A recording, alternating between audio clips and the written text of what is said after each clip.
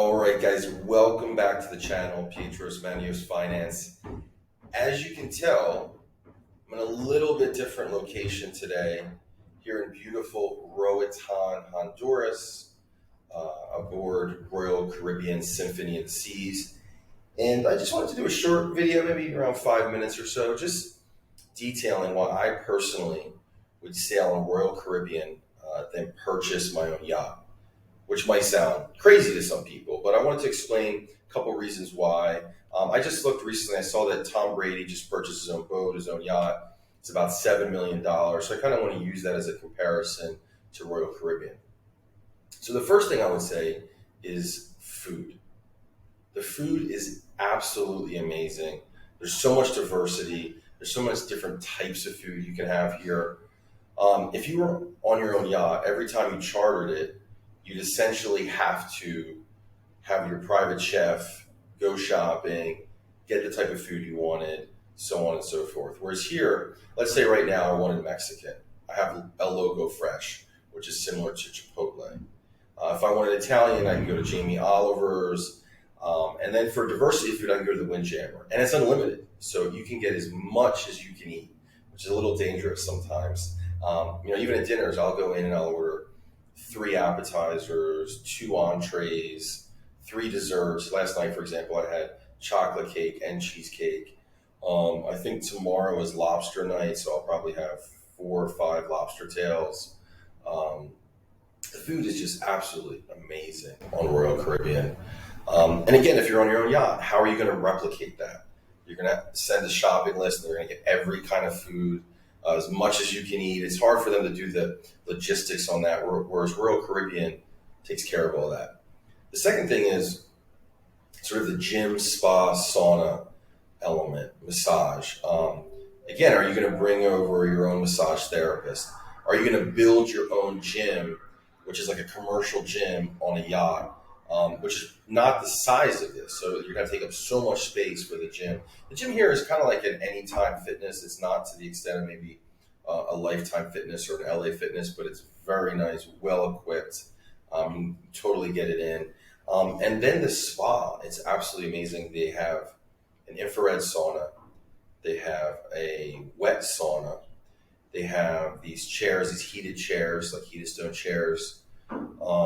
So again, if you're ever in your own yacht, unless you're commissioning this whole fitness yacht, very difficult to replicate. The other thing is service. Royal Caribbean, they train their people well. They're doing it week in and week out. So if you're hiring an outside service on your yacht, you know the people, are they well trained? We get our room cleaned twice a day here, so it's phenomenal. The other thing is entertainment. Now, this isn't really my thing personally. I come on the cruises just to relax, read, go to the gym, go to the spa. But they do have Las Vegas style, Broadway style shows, hairspray. They have aqua shows, ice shows. And again, on your own private yacht, would you have the ability to replicate that style and quality and caliber of entertainment? It's unlikely. And the last thing, and this is kind of mind-blowing when I did the math on this, is the price.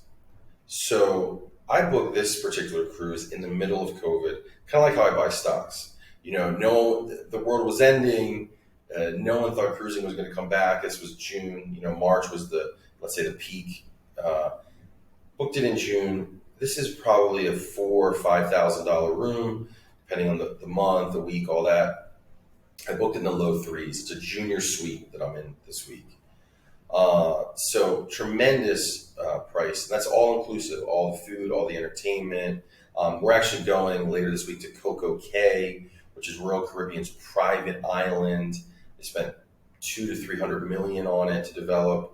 But again, if you're having the price of the yacht, if you take Tom Brady's, you're at $7 million. Then there's storage fees, there's gas fees, there's all types of extraneous fees that really add up.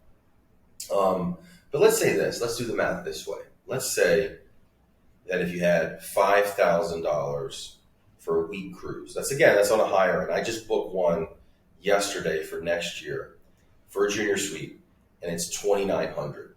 But let's just say 5,000. Let's go a little higher. Let's say that means you're going to get massages every day. You're going to get a cabana, a Coco Cay. You're really just going to just do some excursions. You're going to spend a little bit more money. So let's make it a $5,000 even. So you take that $7 million, you divide it by 5,000.